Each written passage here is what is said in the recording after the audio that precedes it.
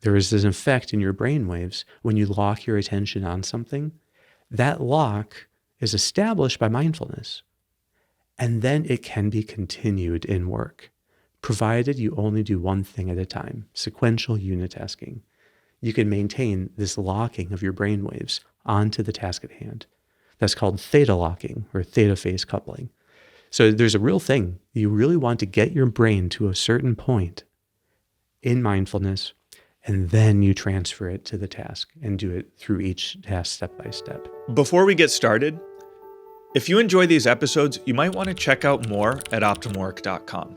Our website offers unique content, tools, and exercises to help you thrive at work and beyond. We have an in-depth masterclass covering our entire theory of growth, daily recommendations for personalized advice, and a platform to help groups and organizations learn and practice optimal work together. You can get a free trial at OptimalWork.com. Now let's start the episode.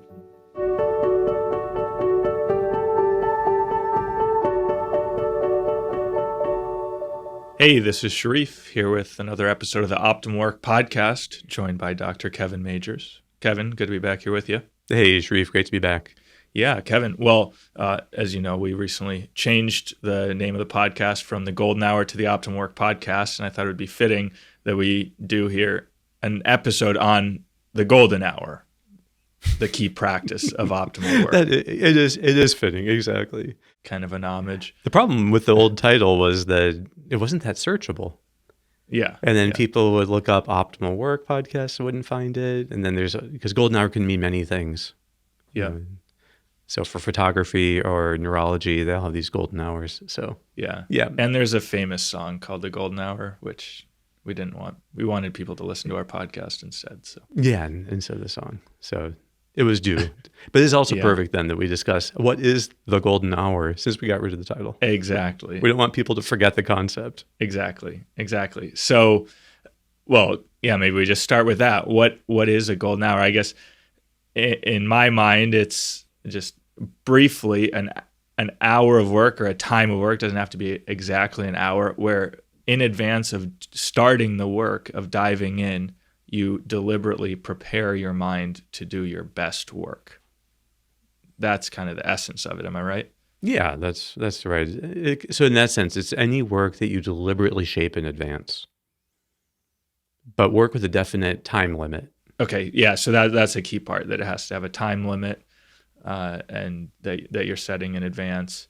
So how did this idea originally arise? Is it like a productivity tool? It helps you focus better, helps you get more done? I think it goes back to that initial talk that I gave back in 2015. And that's when it clicked that the exact steps I was helping people do in exposure therapy for anxiety that would make the exposure therapy extremely effective were the same exact steps that prepare people to go into flow. So reframing, mindfulness, and challenge. And I thought of them as three gateways you have to go through. So that the first, you have to make sure that you're viewing this task positively with the right frame. Then you have to bring your attention fully to the present moment. And then you need a stretch goal in that task. I think the idea of, like, in my mind initially of calling it an hour was just because I meant really anything up until 90 minutes. Because there's very good research that the human brain works on rhythms, and one of the rhythms is the ultradian rhythm. And that means that you get a 90-minute spurt of concerted activity with one focus. And then the brain needs to have a break. And then you can have then another 90-minute spurt. These are the same exact ultradian rhythms that happen in sleep and are called sleep cycles, where you have a 90-minute run and there's a little bit of in-between time, and then another 90-minute run and in-between time, and so on. So that's just how the brain typically works. And so that became this idea then of crafting up to a 90-minute period with one goal. So kind of one focus of how you want to be shaping yourself and your work in that time. Now, I remember when I first heard about the golden hour, this was 2016 in July, and I remember at that time I had been out of college for a number of years and had started working, but I had not a great ability to focus. But I had this idea that I wanted to improve my ability to focus. And I had actually tried different things like mindfulness and doing certain types of tasks at different times of the day. Like maybe in the morning I should do these tasks, in the afternoon I should do these tasks. So it was very nice when I learned about the golden hour and this idea of preparing your mind, reframing mindfulness challenge, that you can enter flow at will. You can overcome these distractions or different types of obstacles you might face, procrastination, reluctance, anxiety. That was very refreshing for me, that there's a kind of behavioral solution to these problems that I can get better at with practice. That's a great point, that the practice that you get repeatedly by doing this throughout the day is so important, because it can really speed up your ability to grow in anything you're trying. So if you're wanting to overcome procrastination and then you're working on it deliberately, just once a day would be enough for real growth. But if you did it a few times a day, even more so. I think I remember, one of the things that struck you was seeing the golden hour as a channel for deliberate challenge. And that you had gotten very used to the idea that if you can set a definite challenge and really then use that challenge to galvanize all your effort, that's how you unlock the most growth. And then you try to repeat that a few times in the day. So, and I think that idea, so people who understand the importance of challenge to growth more naturally just pick up the golden hour method. And they see that the productivity boost you get, which is very real, is completely the side thing. That in a way, what we're most interested in is the growth that the person themselves are getting. Yeah. So there's a sense of, in this hour, I'm doing my best work and I'm overcoming any kind of obstacles to focus. So I'm really focusing. And then at the same time, that's transferring over to shape me so that I can be a better person in all these other areas of my life too. I can become, better at paying attention to other people. Mm-hmm. That's kind of more being directly practiced than, becoming more patient, and all these other qualities I can develop in the golden hour. Yeah. And in fact, when you look at third wave behavioral therapies, the two big ones are called acceptance and commitment therapy, and then dialectical behavioral therapy. But they're basically the same thing. And one is that you have to have one foot in reality accepting it as it is, and then another stepping forward and kind of stretching yourself, and toward the goal that you want to attain. So there is always a commitment. There's one element that is commitment to shaping yourself in some positive way, the challenge, the stretch. That's like the foot going up and over. The other is firmly planted on what is, and with total acceptance of that. So with acceptance and commitment therapy, it's that you accept whatever the emotion is and then deliberately stretch yourself according to the ideal. And that is exactly the same in what's called dialectical behavioral therapy. The dialect is that there's a part that doesn't change, that you totally accept, and there's part that is totally committed to change. So that's the dialectic. But that's built into the golden hour, because you're doing some grounding of yourself in what is with the mindfulness, while then deliberately using the reframe to think of how can I grow the most in this task, and then using that to concretely challenge yourself step by step through the task. Before we continue, a brief message. If you're benefiting from these discussions, please take a moment to hit like and subscribe. Doing so helps us to reach more people. So you're not just learning, you're also helping others to discover a path of growth and flourishing. Thanks for your support. Yeah, so I guess with the golden hour, there's this one big dimension of it, which is personal growth and development, kind of growing in all these different qualities in each hour of work.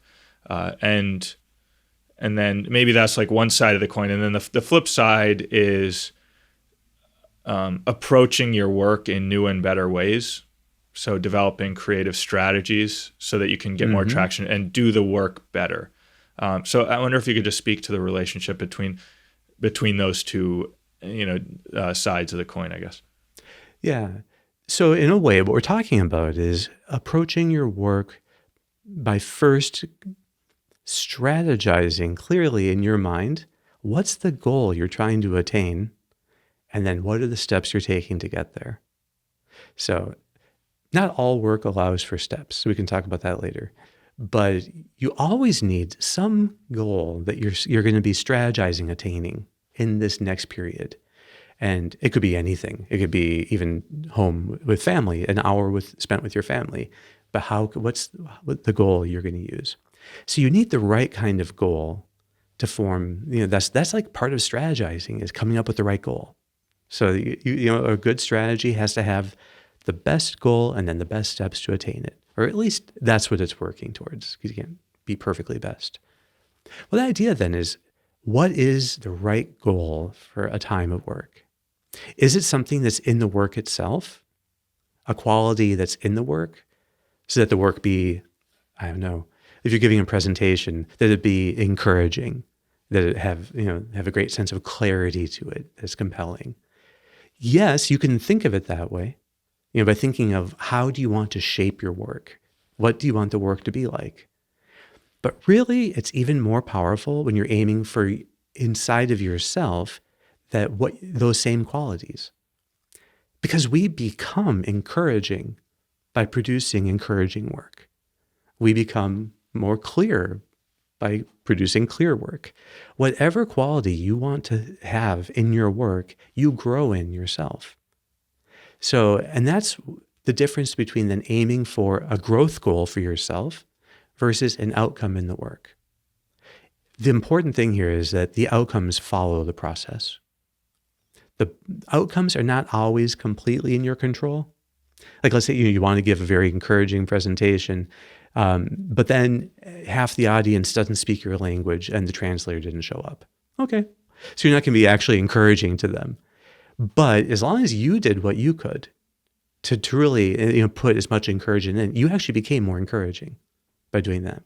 Or like by trying to really understand how to help someone that you're working with, that you become more understanding by doing that. So that's why process goals or growth goals, things in yourself that you aim for, are the gold mine. The other thing is that you get continual motivation then as your outcomes actually get closer and closer to it. As you get better at bringing these qualities into your work, you're growing in them inside yourself. That growth gives you a huge dopamine rush. As you're making meaningful progress in your work, you get, and we call that enthusiasm. I think basically enthusiasm is like dopamine that you get from unattainable goals that you're making progress towards. So and just to reduce it to something physical. Great. So that's the goal element, is seeing that the ultimate purpose of the golden hour is growth in these higher qualities. And then we pair that with the strategy and steps element, which is now making it very practical and concrete for this hour of work. So it's not just that you go in with a kind of vague notion, but the steps and the strategy help to concretize it for what you're doing in the here and now, right? And actually, I think the strategy is choosing the right goal and then the right steps towards it. So the strategy encompasses the goal and the steps. So it wouldn't be a right strategy if either of those was lacking. So once you have the right goal, then you need to find, okay, now how do I make sure I'm bringing it into the steps? Will these steps actually take me there? So that's another important element then of strategizing, is you're bringing the ideal into reality. That's such a crucial moment, right? That wouldn't it be a great thing if we had that ability all day long, the ability to catch the right ideal or the skill or whatever we want to grow in and bring it concretely into what we're doing. So, but essentially, I think that is really what drives every virtuous cycle. It's what drives all real growth. And so in that way, the golden hour is just bringing that process down concretely into your next hour of work. And then perhaps doing that a few times in the day. Yeah, that's very, okay. So the point there is that any personal growth that you do kind of in your life, if you want to grow in some quality, it's going to require that sense of clearly identifying the goal and then the strategy to bring it into reality. And so the golden hour, you're always just practicing that process so that Yeah, and I think that this is what you're practicing how to grow. exactly, and this is how we grow toward ideals. And ideals are these qualities that are inexhaustible, but you can make definite steps towards them. Day by day, you can be growing in how well you live them. If there's a day where you didn't really challenge yourself according to any ideal, that would be a day where you didn't really grow according to any ideal. Growth has to become real. It has to become concretized. So we could grow in a way that is just reactive to the stressors in life. So, okay, sometimes life demands more fortitude of us, or life demands more tranquility or more presence with our family or with loved ones. Okay, but do you really want to just be hoping that you'll respond in the best way reactively? Or do you want to come up with a proactive way of practicing this so that, if not hour by hour, at least once a day, you deliberately do it?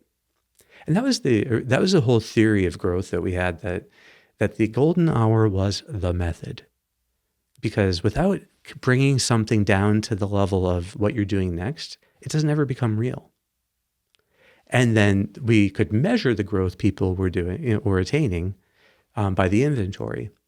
And in fact, we could see that people that would do 3 or 4 golden hours a day had the fastest growth in the inventory. So they were learning to challenge themselves, and that got results. So, Kevin, I think just for to kind of clarify the process, as someone is starting a golden hour, I think we always recommend starting the day with a golden hour.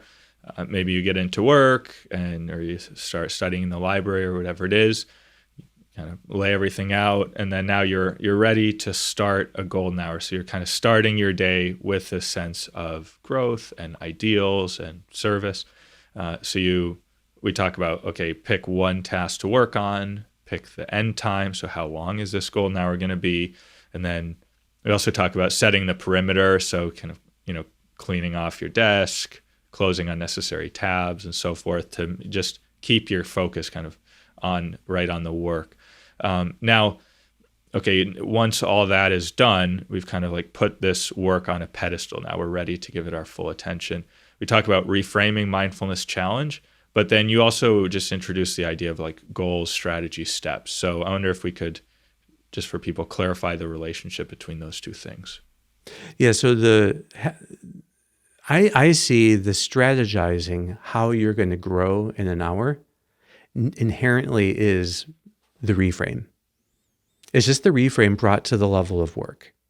Okay, so the reframe is, how do I widen the context of a challenge so that I can see in it an opportunity for growth? So that becomes then simply finding an ideal or some kind of growth goal you could set.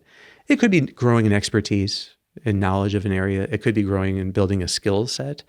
So it's just some form of growth that has this like kind of more of an endless trajectory to it, where you can always grow more in it. Because inexhaustible goals are more powerful than exhaustible ones or things that you can attain. So it's not good, I think, going to be great I want to write this so well that I get an A from the teacher. Versus, I think because that's not in your control directly, and it's not as motivating. So what's really deeply motivating in the end is these intangible things, these inexhaustible things. And that's why we always talk about ideals. Okay, so the ideal then is, if you've really come up with a good plan, you have this, a strategy that includes the right goal and the right steps towards it, at least a believable series. Then what comes next, when it's actually time to sit down to work, you need to get your attention fully planted in the present moment. So we all have 2 halves of our attention. One operates in the background and is always thinking about what we do next. And then one operates in the foreground, attending to the here and now. And this is really where, it's like having feet and walking with them. One foot has to be planted, on the step you're on firmly, and then one has to be raising and getting ready for the next one. That's how you make progress. Well, the one that keeps you planted on the step you're on, that's task attention. That is what we turn on and activate with mindfulness. So mindfulness would be like firmly planting that step on the ground. What happens in the background then is your background processing, the default attention, is preparing what you're going to do next, is preparing the next step. So if it prepares it right, then you can walk in the right line. You can climb up that mountain step by step. That one like leg is moving forward, trying to get to the right next step. That's your default attention. And then that gets planted. And then you transfer all of your attention to that. And then you take another step. And that's how you progress through work, step by step. So we always want to work in a series of steps. That's why, if we can, it's great to lay it out, at least in the broad outline beforehand, so that you have a track for your attention to be going on. It makes it easier for your default attention to make the right guess. If your default attention makes the wrong guess, then you go off the path. That's a distraction, or distraction, as I like to say, because you lose traction by doing it. You lose the right traction on the right path. So this idea of traction is the same as focus. It's how engaged are you in the task? And you want 100% of your task attention to be deployable on the step you're on. That's why we want mindfulness often to be the first step. Because you can be mindful for a while, even if it's only 30 seconds, but maybe better if it's 3 minutes. You are able to then be firmly planted, and then it's like you can take that task attention and transfer it whole and entire to the first step of the task. And then you have more complete engagement. This is so real that you can measure what the brainwaves are doing. And there is an effect in your brainwaves when you lock your attention on something. That lock is established by mindfulness. And then it can be continued in work, provided you only do one thing at a time, sequential unitasking. You can maintain this locking of your brainwaves onto the task at hand. That's called theta locking, or theta phase coupling. So there's a real thing. You really want to get your brain to a certain point in mindfulness, and then you transfer it to the task and do it through each task step by step, if the work allows for steps. Wonderful. Okay, Kevin, I think this is a great overview of the golden hour. I wonder if we could just take the last few minutes that we have to kind of handle some frequently asked questions about practically applying the golden hour in one's day, and what our thoughts there on the kind of best practices. So first, as I mentioned, like when to do the golden hour. And I think we both agree it's great to do it first hour of the day. I don't know if you have any additional thoughts on that. Yeah, and the strategizing part of it, thinking of the growth goal and the steps and how that could really be done at any time. So you could, if you could prepare it on OptimalWork, if you're using the platform, you could turn that into a little project. And as a project, then you have the goal of what are the ways that how do you want to do this in a new and better way? Particularly, how do you want to grow yourself by doing this in a certain way? And then the steps that you're going to use. So that could be done at any time. The traction piece has to be done right before the task itself. So that right before you enter the task, you want to establish yourself in mindfulness. Bring your attention wholly into the present moment, at least for a few breaths, if not a few minutes. Slow the breath down. And it's about 4 seconds in, 1 second pause, 4 seconds out, 1 second pause. And to do that for at least a few breaths while feeling the sensation of the breath in your chest. That, I think we've experimented with in many ways, and there has been a lot of research on this. That is probably the most simple thing you can do to get your brain into a state where it's ready for focus. So, and this is fortunately something that has been studied and is studyable. So then, we often also make the point of trying to prevent interruptions if you can. Try to put your phone on Do Not Disturb, set a perimeter, have a stop time. What those things allow is for your traction to get turned eventually into momentum. And I think of momentum in an hour of work as being synonymous with flow. Flow where you can have your highest intelligence, your highest ability to synthesize information and to write and to understand. You have your highest IQ only when you're in flow. And that kind of flow is the result of sustained traction. Enough traction gives you momentum. And the traction is really the result of a good strategy. So the fruit of a strategy should be traction. And the fruit of traction should be momentum. And if not, if people are slipping in their attention and getting off task, then they need to go back to strategizing.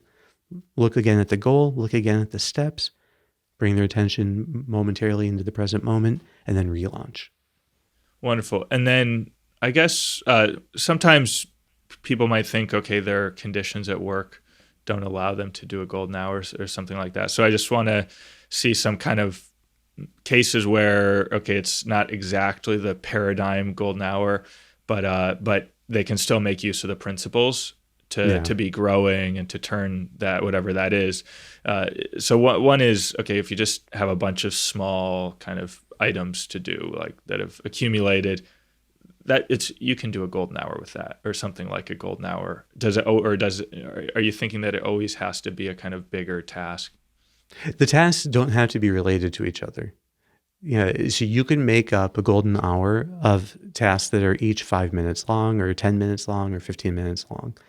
A step ideally is around 10 minutes, but give or take some. The idea is that you're going to do it sequentially. So as long as, for instance, like an email inbox, it's not that hard to do it sequentially. Just try to deal with each email fully before you do the next, and think of what's the quality you want to bring to this, to reading it or to responding to it.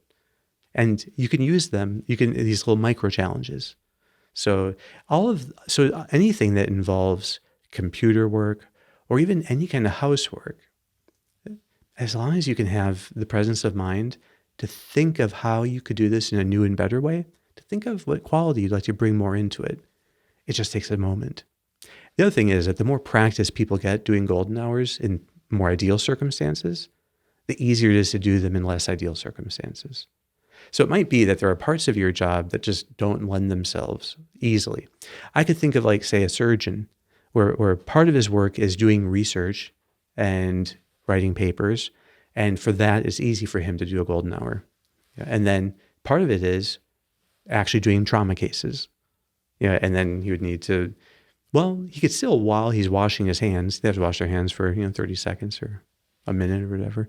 It's been so long since I scrubbed in. But they have to wash their hands for a while, and they could still do that mindfully. And so there can be an element there. So people need to think a little bit strategically. And I just say, because I'm thinking of patients that I have, that with a little bit of strategic planning, they can unlock these moments where, okay, there is built into this, something I have to do. And that could be done more as like the mindfulness practice. And then they're ready to launch into the task. Now, the real key, I think, to keeping up momentum is that there's a sense in which you're continually challenging yourself throughout the length of the task. So sustaining the inward challenge, the inner sense of challenge throughout the task, that is the best guarantee then of getting momentum and going into flow. Yeah. Yeah, that's a great point, that it's good to start with this image of what a good golden hour looks like, that it's an hour where you're continually challenging yourself, or a time of work where you're continually challenging yourself to grow according to your highest ideals. And then in terms of the preparation for the golden hour, you're thinking, what do I need to do to get to that point? And if you find, hey, I'm already pretty mindful, maybe it's just a couple breaths, like you said. If you find you're very distracted, maybe you need to do more mindfulness. If you already came up with a goal, strategy, and steps beforehand, obviously you don't need to do that again. So, and that's another question I had, which is, I think sometimes people wonder, like, okay, do I need to go through these steps 5 times a day as I prepare different golden hours? Or is it sometimes just enough to do the first golden hour very deliberately, and then subsequent hours, maybe I'm doing just more, okay, I take a break before doing my next task? Or is it good for people to repeat these steps every single time they sit down to do a task? Yeah, and that's where really people need to be their own experts on what works best for them. We have a general approach that I think can work for anyone. And that general approach just means, how aware are you of the growth opportunities your life is giving you moment to moment? How can you get yourself to be more aware of those growth opportunities? So maybe people can't like pause and do 3 minutes of mindfulness, but I bet that they could walk a little more slowly and recollectedly through the grocery store aisles. That there's ways that they can bring in slowing down slightly. And if you can't feel like you can do like the whole hour, by bringing your high ideal into an hour and having steps that do that, well, then just think of like, take your highest ideals and try to put them into your smallest actions. Like, so the way you, set the table. So, like what would be the highest ideals you could put into that? Or the way you do some small thing at work, you reply to some email with the simple thanks. The smallest actions are capable of holding your highest ideals. With a little bit of practice, you learn how to do it. That's the essence of it, even if you're not doing officially a golden hour. But you're still slowing down enough to think of bringing a high ideal like love and service into your smallest action. And if you could deliberately reproduce that several times a day, I think you'd make fantastic growth. So, but the golden hour is just one programmed way of trying to do it in a little more deliberately. But then ideally, people are doing it more or less constantly. I do think you can get to the point then of vital engagement where your highest ideals are inspiring your smallest actions, and there's all throughout the day. And you're living with an inspired level of flow inspired actually by ideals. That's what vital engagement is, and that's possible. All that it takes is having ideals that you can bring into small actions. Wonderful, Kevin. Well, I think we've done a great job clarifying this for people. So we're basically out of time. Just to give a quick plug here that the golden hour is a way of making all of OptimalWork's, all of our approach very concrete, so that you bring your ideals into all your actions, and then in the golden hour into this particular task, this hour. We even made it more concrete for you so that you can actually go to OptimalWork.com. If you don't already have an account, you should make one. And then we have a program there, a tool, the golden hour tool, where we'll actually walk you through these steps. And we have different modes. So depending on the situation you're encountering, maybe dread or anxiety, it'll help you through that. Or also just building the basics of reframing mindfulness challenge, bringing ideals in. So there's all these different modes that will help you for different circumstances. So check that out too. That'll help you bring the practice more concretely into your life. Great, Sharif. Thank you for your questions. And I think you and I both use the tool with some regularity, and it always does help. Absolutely. Wonderful. Okay, Kevin, thanks so much for answering all my questions. All right. Thanks for the questions, Sharif. Until next time. See ya. Thanks for tuning in to today's episode. If you enjoyed our conversation and you're looking for more in-depth guidance, check out OptimalWork.com, our unique platform that delivers content, tools, and exercises to help you thrive at work and beyond.